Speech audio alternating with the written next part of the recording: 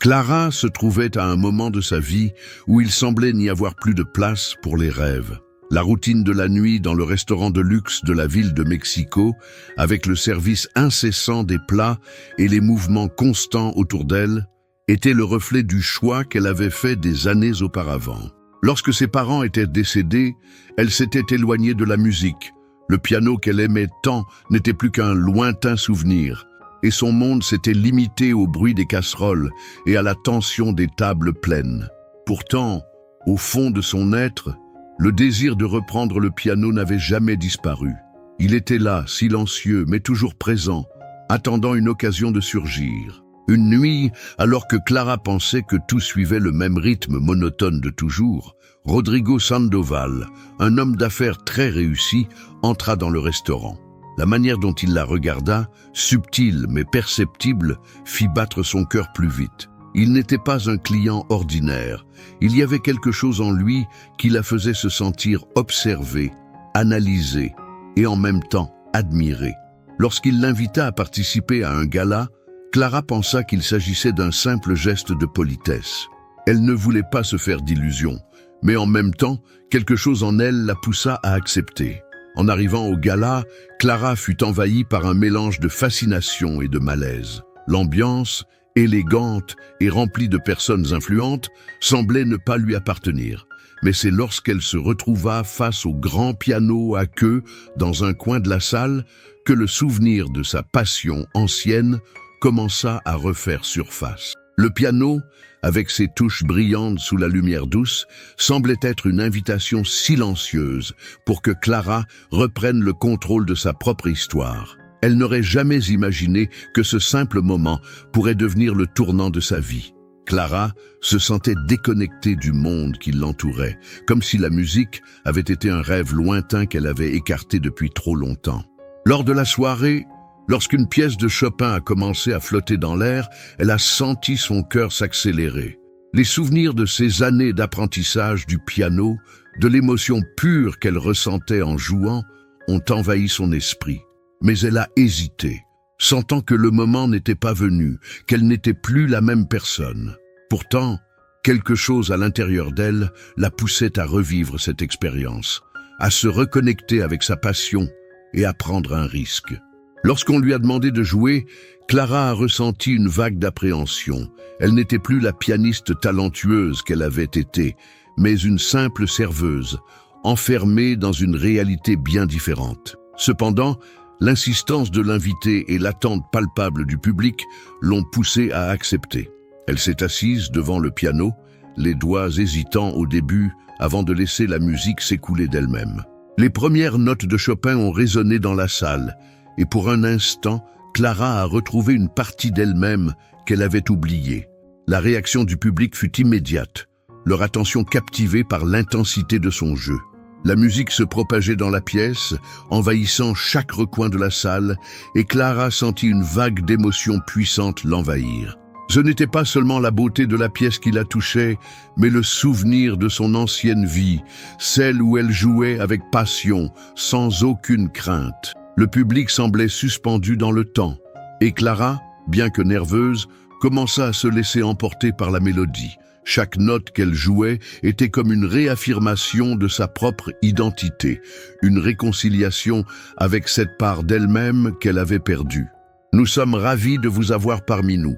Si vous aimez ces histoires pleines d'émotions, abonnez-vous pour ne rien manquer. Dites-nous d'où vous nous suivez en laissant un commentaire ci-dessous. C'est toujours un plaisir de découvrir d'où vient notre belle communauté. Après avoir terminé la pièce, le silence qui suivit était presque accablant.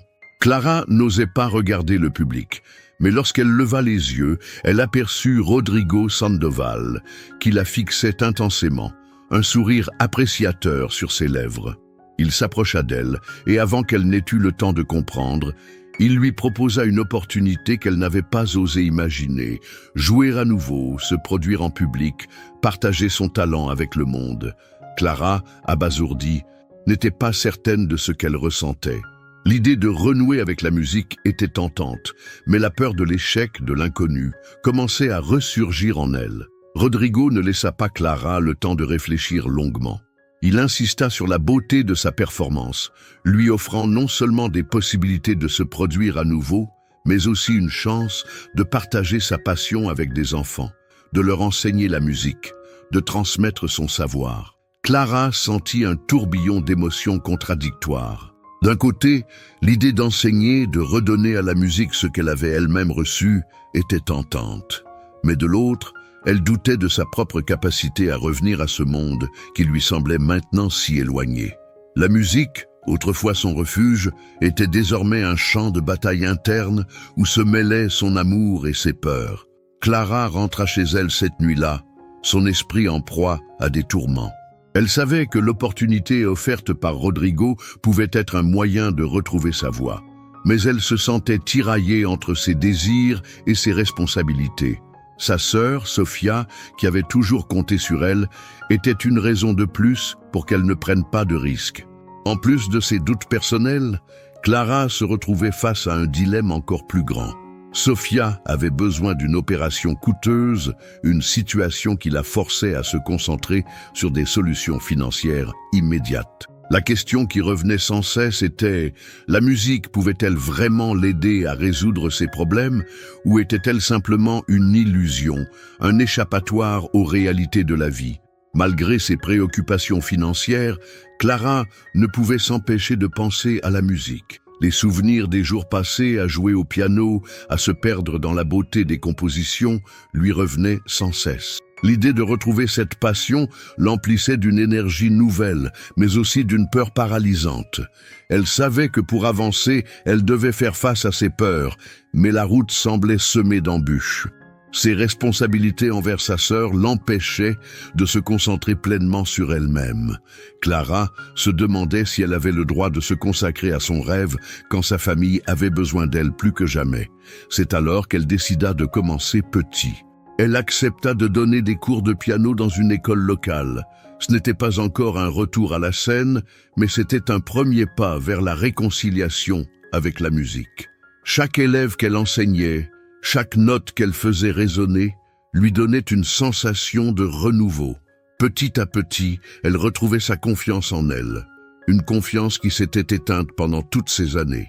Mais plus elle s'enfonçait dans son rôle de professeur, plus elle sentait qu'un autre défi l'attendait, celui de reprendre sa place en tant que musicienne, et non plus seulement comme quelqu'un qui enseigne aux autres ce qu'elle n'osait plus vivre elle-même. Un jour, lors de l'une de ses leçons, Clara rencontra un homme qui allait jouer un rôle crucial dans son cheminement, Teresa, une ancienne pianiste renommée.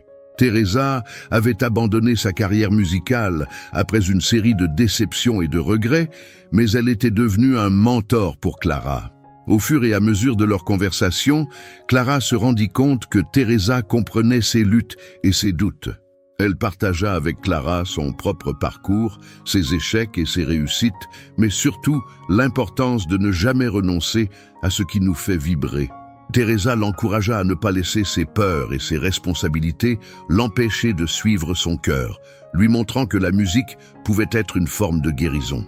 Les mots de Teresa résonnèrent dans l'esprit de Clara comme un écho lointain, une sorte de réveil intérieur. Le mentorat, tout comme la musique, avait une force qu'elle n'avait pas encore comprise. L'idée de se remettre sur scène, de revenir là où tout avait commencé, semblait de plus en plus possible. Teresa ne se contenta pas de la soutenir, elle lui rappela également les réalités du monde de la musique professionnelle, les sacrifices, les risques, mais aussi les récompenses. Clara se rendit compte que cette route ne serait pas facile, mais elle était désormais prête à l'emprunter, même si le chemin était semé d'embûches. Clara continuait à enseigner avec passion, mais quelque chose avait changé en elle. Chaque cours de piano qu'elle donnait devenait une opportunité de redécouvrir son propre amour pour la musique. Elle s'efforçait de transmettre son savoir et son enthousiasme, mais en même temps, elle retrouvait peu à peu sa propre confiance. Les élèves, qu'elle considérait comme des miroirs de son propre parcours, l'aidaient à raviver des souvenirs oubliés, des rêves refoulés. Et chaque jour qui passait, Clara se sentait un peu plus prête à envisager une carrière musicale pour elle-même. Mais la peur de l'échec restait un fardeau constant. Elle doutait de sa capacité à revenir dans ce monde qu'elle avait quitté si brusquement, mais la volonté de ne plus être une spectatrice de sa propre vie prenait de plus en plus de place. Un après-midi, alors qu'elle répétait une pièce pour ses élèves, son téléphone sonna. C'était Rodrigo qui l'invitait à une autre grande soirée.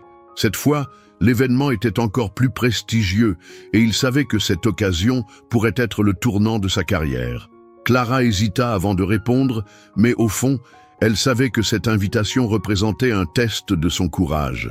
Si elle acceptait, elle n'aurait plus d'excuses. La scène, les regards du public, les applaudissements, tout ce qu'elle redoutait pourrait bientôt être une réalité.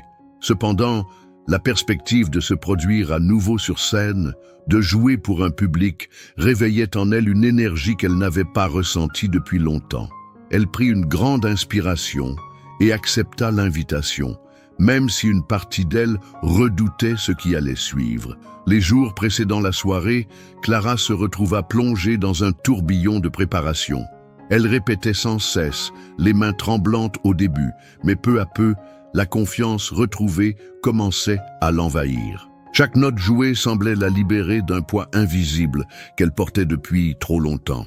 Le piano était à la fois son refuge et son défi, un terrain de réconciliation entre son passé et son avenir. Cependant, malgré la réaffirmation de son talent, Clara restait tourmentée par des questions persistantes. Et si elle échouait à nouveau? Et si la scène ne lui permettait pas de renouer avec ce qu'elle avait été?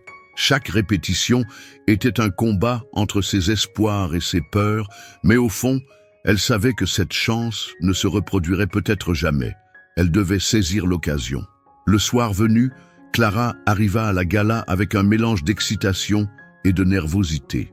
L'éclat du lieu, la beauté de l'événement et les visages familiers des invités l'impressionnaient, mais ce qui captait le plus son attention était le piano, placé au centre de la scène comme une invitation muette. Elle le regarda longuement, comme une vieille amie qu'elle n'avait pas vue depuis des années. Ce piano, symbole de son rêve oublié, semblait l'attendre. Lorsque l'heure arriva et qu'on l'appela à monter sur scène, son cœur battait la chamade. Elle s'avança lentement, chaque pas résonnant comme un écho de son hésitation intérieure. Mais lorsqu'elle s'assit et posa les mains sur les touches, la salle se tut, et Clara retrouva un peu de paix. Elle ferma les yeux un instant, se concentrant sur la musique, et la pièce de Chopin s'échappa de ses doigts avec toute la passion qu'elle avait gardée en elle pendant toutes ces années. Clara ferma ses mains sur le piano, les yeux fermés, laissant chaque note guider son cœur. L'air semblait lourd d'attente, et le silence avant le début de la musique était presque plus pesant que la performance elle-même. Mais lorsqu'elle commença à jouer, un étrange sentiment de légèreté s'empara d'elle. La musique ne la contrôlait plus. Elle était devenue une partie d'elle, une extension de son âme, exprimée à travers chaque touche du piano. Ses mains glissaient naturellement sur les touches, et la mélodie s'épanouissait dans l'air, avec une pureté qu'elle n'avait pas ressentie depuis des années. À mesure que la pièce avançait, elle sentit les regards se poser sur elle, mais ce n'était plus des jugements, seulement une écoute attentive. Chaque instant qu'elle passait à jouer la rapprochait de ce qu'elle avait perdu et de ce qu'elle espérait retrouver. Lorsque la dernière note résonna, la salle s'emplit d'un silence profond avant que l'applaudissement n'éclate. Clara était presque figée, ses mains suspendues au-dessus des touches, comme si elle n'osait croire ce qui venait de se produire. Le public ne cessait d'applaudir, et elle se rendit compte que ce n'était pas simplement la technique qu'ils avaient appréciée, mais l'émotion brute qu'elle avait partagée avec eux. Son regard se tourna instinctivement vers Rodrigo, qui la regardait avec admiration, un sourire chaleureux éclairant son visage. À cet instant précis, Clara comprit que la musique ne lui offrait pas seulement une rédemption personnelle, mais aussi un moyen de se reconnecter avec le monde qui l'entourait. Il y avait quelque chose de plus grand que ses doutes et ses peurs, une beauté que seul l'acte de créer pouvait offrir. Rodrigo s'approcha lentement de Clara après la performance, ses yeux brillants d'admiration. Il lui offrit une proposition qui, bien que séduisante, semblait presque irréelle. Une série de concerts dans des événements exclusifs et la possibilité de donner des masterclass à de jeunes musiciens. Pour un instant, Clara se sentit emportée par le flot de possibilités, mais à mesure qu'il parlait, une question persistante se posa dans son esprit. Était-elle prête à accepter un avenir aussi incertain? La musique, si belle et exaltante, était aussi une route semée d'embûches. Elle le savait, mais la décision d'accepter l'opportunité de Rodrigo signifiait plus que de retrouver sa place sur scène, c'était une invitation à se redéfinir, à assumer ce qu'elle avait toujours été, au fond d'elle-même. La peur de l'échec ne pouvait plus être une excuse pour rester dans l'ombre. En rentrant chez elle, Clara se sentit tiraillée entre deux mondes. D'un côté, il y avait la stabilité de son emploi actuel, ses responsabilités vis-à-vis de Sofia et la sécurité d'une vie sans risque. De l'autre, il y avait la musique, un monde incertain mais authentique où chaque note jouée lui donnait la sensation d'être pleinement elle-même. Elle savait que prendre ce chemin signifiait beaucoup plus que reprendre sa carrière de pianiste. Cela signifiait se libérer de ses peurs, accepter l'inconnu et renouer avec son essence la plus profonde. Après une nuit d'angoisse, elle prit une décision. La vie était trop courte pour ne pas suivre ce qui faisait battre son cœur, et elle allait s'y consacrer entièrement, même si cela impliquait des sacrifices. Clara se lança alors pleinement dans l'aventure de la musique. Elle accepte les concerts proposés par Rodrigo, mais elle choisit également de consacrer une partie de son temps à l'enseignement, une manière de redonner à la musique ce qu'elle avait reçu pendant ses années de formation. En retrouvant ses élèves, elle réalise que chaque rencontre avec eux est aussi un miroir, un reflet de ses propres luttes. Les jeunes musiciens, avec leurs rêves et leurs incertitudes, lui rappellent qu'elle n'est pas seule à se battre pour ce qui compte. Et à travers eux, Clara découvre un moyen de guérir ses blessures intérieures, de trouver un équilibre entre la passion de jouer et la responsabilité d'être un modèle. Cependant, cette nouvelle vie n'est pas sans défi. Clara commence à comprendre les exigences d'une carrière musicale, les déplacements constants, les performances épuisantes et la pression de maintenir un niveau élevé de perfection. Mais elle se rend compte que chaque concert, chaque note jouée est une victoire sur ses propres peurs et doutes. À chaque étape, elle gagne en confiance et apprend à se faire confiance, à se permettre d'être vulnérable, de se tromper, mais surtout de se relever. Sa relation avec Rodrigo se renforce et il devient plus qu'un simple mécène. Il est un partenaire, quelqu'un qui croit en elle-même lorsqu'elle doute. Les mois passèrent et Clara commença à se voir sous un jour nouveau. Chaque concert était un test de ses limites, mais aussi une occasion de renouer avec ce qu'elle avait perdu. Lors de chaque prestation, elle sentait l'adrénaline et la satisfaction de jouer devant un public, de se libérer des chaînes de ses anciennes craintes. Pourtant, malgré les sourires et les applaudissements, une partie d'elle se sentait encore fragile, comme si la peur du rejet pouvait à tout moment la faire sombrer. Mais avec chaque note jouée, elle réalisait que ses angoisses n'étaient que des échos du passé, des fantômes qui perdaient de leur force au fur et à mesure qu'elle avançait. Elle n'était plus la jeune femme perdue et incertaine qu'elle avait été, mais une artiste, une enseignante, quelqu'un qui pouvait apporter quelque chose de précieux au monde. Le regard des autres n'était plus ce qui la définissait, mais la manière dont elle se voyait elle-même, dans toute sa vulnérabilité et sa force. Un soir, après un concert particulièrement émouvant, Clara retourna dans sa chambre d'hôtel, les oreilles encore pleines des échos de la musique. Alors qu'elle se préparait à se coucher, elle reçut un appel. C'était Sofia, sa sœur, qui lui annonçait une nouvelle qui allait changer leur vie. Elle avait été acceptée dans une université de prestige, une occasion qu'elle n'aurait jamais imaginée. Les larmes montèrent aux yeux de Clara, mais cette fois, elles n'étaient pas dues à la tristesse. C'était un mélange de soulagement, de joie et de fierté. Sofia, la petite sœur, qui avait tant compté sur elle, était sur le point de commencer une nouvelle vie, loin des préoccupations financières et des sacrifices de Clara. Ce moment d'exaltation, partagé entre elles, la fit réaliser que sa propre transformation avait aussi un impact profond sur la vie des autres, et surtout sur celle de sa sœur. Clara se sentait plus légère ce soir-là, comme si un poids s'était enfin levé de ses épaules. La nouvelle de Sofia la poussait à aller de l'avant, à prendre encore plus de risques pour sa propre vie. Elle réalisa que, bien qu'elle ait longtemps mis ses rêves de côté pour sa sœur, il était temps de se concentrer sur elle-même, sans culpabilité. La transformation qu'elle vivait n'était pas seulement une évolution personnelle, mais un chemin qui allait aussi influencer ceux qui l'entouraient, ceux qui croyaient en elle. La musique, qui avait toujours été sa passion secrète, devenait maintenant la clé pour ouvrir de nouvelles portes. La confiance qu'elle avait mise dans son art lui permettait de faire face à des obstacles qui, autrefois, l'auraient paralysée. Elle n'avait plus peur de l'échec, mais seulement du regret de ne pas essayer. Avec cette nouvelle énergie, Clara se lança dans une série de concerts plus exigeants, acceptant des invitations dans des théâtres prestigieux et des événements culturels.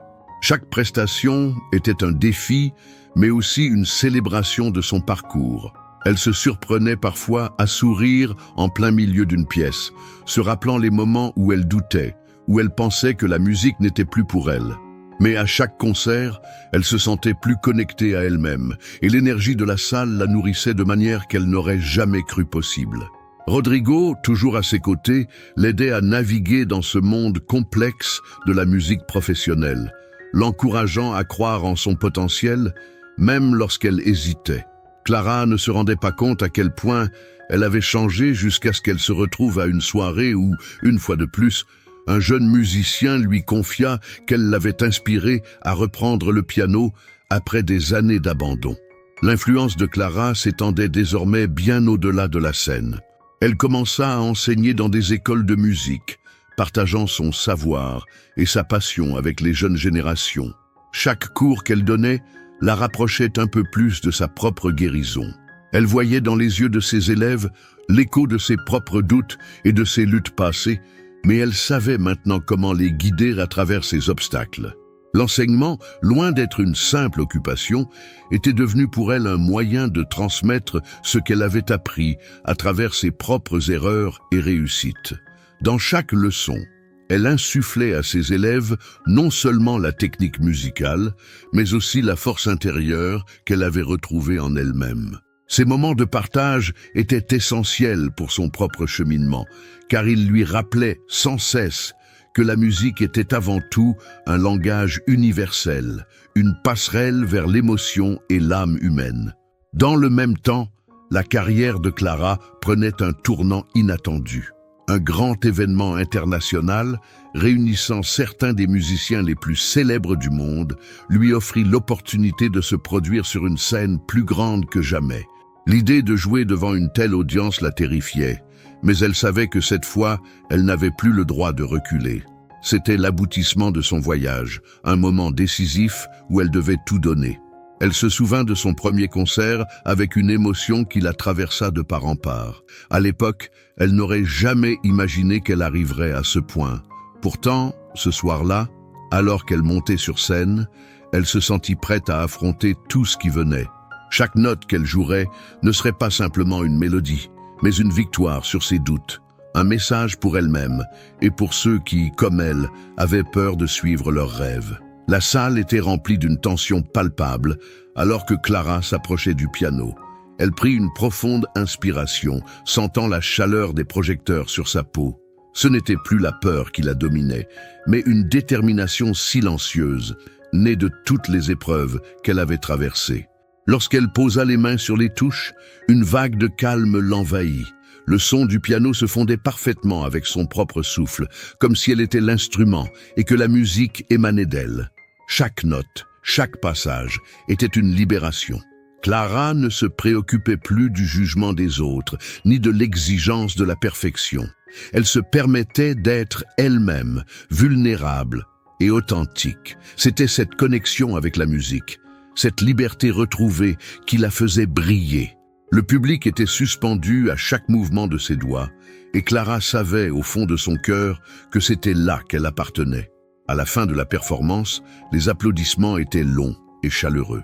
Clara se leva, les mains encore légèrement tremblantes, mais un sourire sincère se dessina sur son visage. Ce sourire n'était pas celui d'une femme qui venait de réussir un concert. C'était celui d'une femme qui s'était retrouvée elle-même, qui avait fait la paix avec son passé et qui était prête à embrasser l'avenir.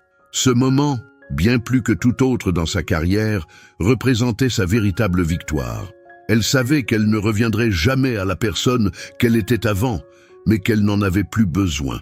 Elle avait trouvé sa place, non seulement en tant que musicienne, mais en tant que femme qui avait osé suivre son cœur. Le monde semblait plus vaste, plus lumineux, et Clara se sentait prête à affronter tout ce qu'il avait à offrir. Les mois suivants furent une période de transition pour Clara. Bien qu'elle ait trouvé une nouvelle paix intérieure, la réalité de sa vie professionnelle et personnelle restait un défi. Sa carrière musicale prenait de l'ampleur, avec de nouveaux concerts à venir et des opportunités de se produire dans des lieux prestigieux. Mais parallèlement, elle n'oubliait jamais ses responsabilités envers sa sœur, Sofia. L'université de Sofia était un nouveau départ pour elle, et Clara ressentait une immense fierté de l'avoir soutenue jusqu'à ce moment. Mais ce n'était pas toujours facile de jongler entre ses engagements musicaux et sa vie personnelle. La route était semée d'embûches, mais chaque obstacle qu'elle rencontrait ne faisait que renforcer sa détermination à continuer d'avancer.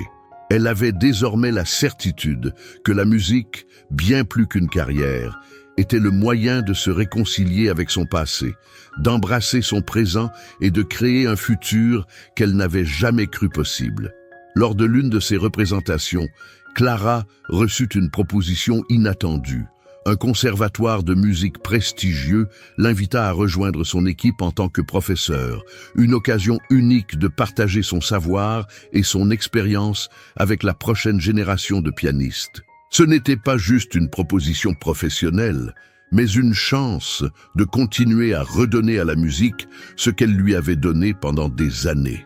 Clara se sentit profondément honorée, mais la décision n'était pas facile. Enseigner dans une école de renom signifiait s'éloigner un peu de la scène, mais c'était aussi une occasion de créer un impact durable.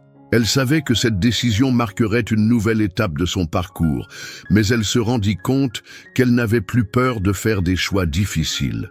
Elle était prête à tout, prête à continuer d'écrire son histoire, à la fois en tant que musicienne et en tant qu'éducatrice.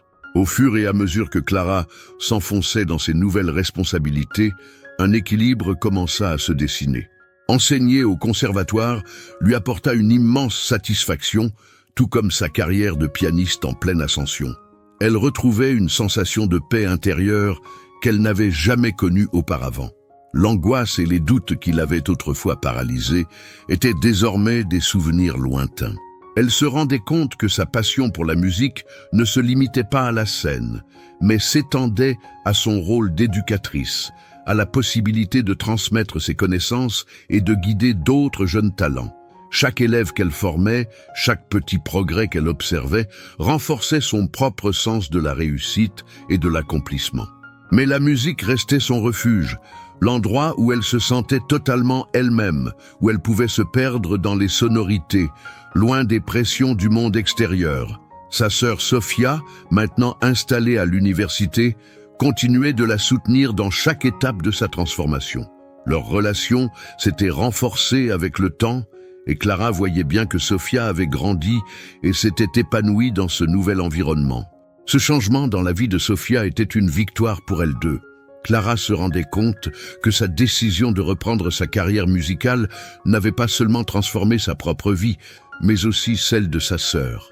Chaque sourire de Sofia, chaque nouvelle étape franchie par elle était une preuve que Clara avait fait le bon choix en revenant à la musique. Il ne s'agissait pas seulement de suivre ses rêves, mais de créer un héritage, de montrer à ceux qu'elle aimait que malgré les difficultés, il était toujours possible de se relever et de recommencer. Avec le temps, Clara devint un symbole de résilience et de détermination. Ses concerts étaient désormais des événements incontournables, attirant une foule fidèle, en quête de l'émotion brute qu'elle parvenait à transmettre à travers sa musique. Elle n'était plus la jeune femme hésitante qu'elle avait été, mais une artiste accomplie, une femme qui avait osé se relever après chaque chute. Chaque performance était une victoire, non seulement sur ses doutes personnels, mais aussi sur les épreuves qu'elle avait traversées. Clara avait appris à accepter que le chemin de la réussite n'était jamais linéaire. Il était fait de hauts et de bas, de moments de doute et de moments de grâce. Mais plus elle avançait, plus elle se rendait compte que la beauté de sa musique venait précisément de ses imperfections, de la manière dont elle avait appris à apprivoiser ses peurs et à les transformer en quelque chose de créatif et d'inspirant. Un soir, après un concert particulièrement émouvant dans une grande salle de concert, Clara se retrouva seule dans sa loge, épuisée mais comblée. Elle avait donné tout ce qu'elle avait sur scène, et la foule l'avait acclamée. Alors qu'elle se préparait à quitter, elle reçut un message inattendu. C'était Sofia, sa sœur, qui lui annonçait qu'elle avait enfin obtenu son diplôme avec mention et qu'elle se préparait à déménager à l'étranger pour poursuivre ses études. Ce moment, bien plus qu'une simple réussite académique, représentait tout ce que Clara avait sacrifié pour sa famille, tout ce qu'elle avait donné pour que Sofia ait un avenir. Elle se rendit compte que ce moment marquait la fin d'un chapitre important de sa vie. Elle avait trouvé son équilibre, non seulement en tant qu'artiste, mais aussi en tant que sœur, mentor et femme. Clara sourit en lisant le message de Sofia, et une vague de fierté la traversa. Elle n'était plus la même personne, et son parcours en musique, tout comme celui de sa sœur, était un témoignage de force et de persévérance. À mesure que Clara avançait dans sa carrière, elle comprit que sa musique n'était plus simplement un moyen d'expression personnelle, mais une manière de toucher la vie des autres. Ses performances étaient désormais des moments d'introspection partagés, où chaque note jouée devenait une conversation silencieuse entre elle et son public. Elle savait que chaque concert était une chance de se reconnecter avec elle-même et avec ceux qui l'écoutaient. La musique, qui avait été pour elle une échappatoire, était devenue un pont vers le monde extérieur. Elle n'avait plus peur de partager ses vulnérabilités.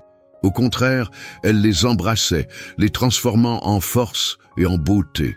Son art était désormais un outil de guérison, non seulement pour elle, mais aussi pour ceux qui, comme elle, cherchaient un moyen de se réconcilier avec leur propre lutte. Clara continua de vivre avec la conviction que la musique était le moteur de sa transformation. Chaque jour, elle se réveillait avec l'envie de créer, d'apprendre et de partager avec ses élèves. Mais au-delà de tout cela, elle apprenait à vivre dans l'instant présent, à accepter ce qu'elle avait accompli tout en restant ouverte à ce que l'avenir lui réservait. La peur, bien qu'encore présente, n'était plus un obstacle. Elle était devenue une compagne silencieuse, un rappel que même les moments de doute pouvaient être surmontés. Clara se rendait compte que, contrairement à ce qu'elle avait cru autrefois, il n'y avait pas de fin à la quête de soi, mais seulement des étapes. Et à chaque étape, elle devenait plus forte, plus confiante et plus prête à affronter le monde avec la musique comme guide. Les années passèrent, mais l'essence de Clara, cette quête incessante de se réinventer à travers la musique, ne changea pas. Elle vivait désormais dans un équilibre délicat entre ses responsabilités familiales et ses passions artistiques. Sofia, qui avait trouvé sa voie, devenait elle aussi une source de soutien et d'inspiration pour Clara.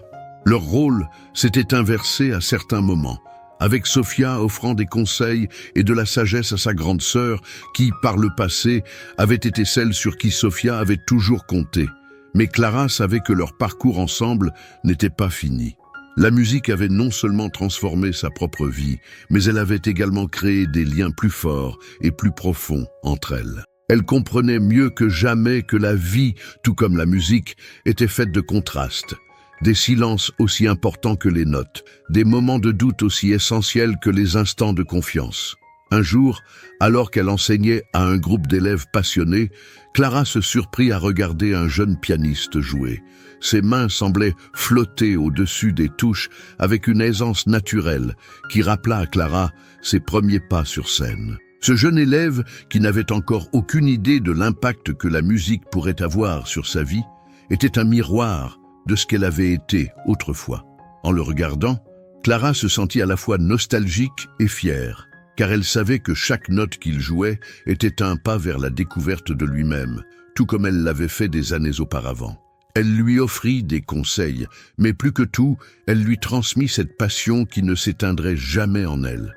À travers lui, Clara redécouvrait ce que c'était que de vivre pour la musique. Et à cet instant précis, elle savait qu'elle ne s'arrêterait jamais.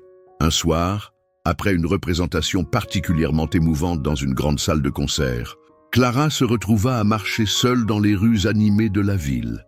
L'air frais du soir la calmait, et elle se laissa porter par la tranquillité qu'elle ressentait après l'intensité de sa performance.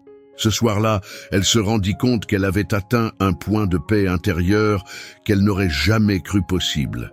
Elle n'avait pas seulement surmonté ses peurs, elle avait aussi transformé sa vie en quelque chose de plus grand qu'elle-même. La musique, qui l'avait un jour éloignée des autres, l'avait désormais rapprochée de tout ce qui comptait vraiment. Elle avait trouvé sa place dans le monde, non seulement comme artiste, mais comme personne prête à affronter tout ce qui viendrait.